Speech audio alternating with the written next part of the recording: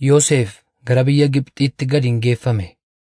Hojjettoota mootii Gibxii warra gurguddoota keessaa Phooxifaar ajajjuun eegdotaa namni biyya Gibxii sun warra Ishmaa'eel warra gara Gibxiitti isa fidan irraa isa hin bitate.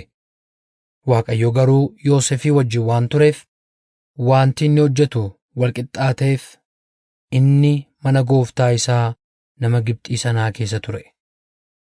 Gooftaan isaas Waaqayyo akka Yoosefii wajjin jiru waan inni harkaan qabus Waaqayyo akka wal qixxeessuuf in arge. Yommus Yoosef faara gooftaa isaa argatee itti dhiyaatees isaaf hin hojjete. Namichi immoo hojii mana isaa akka inni ilaaluuf qabeenya isaa hundumaa harka isaa jala in galche. Waaqayyo erga gaafa namichi hojii mana isaa waan qabu hundumaas Yoosef akka ilaalu godhatee jalqabee sababii Yoosefiif jedhee mana namicha Gibxii sana in eebbise.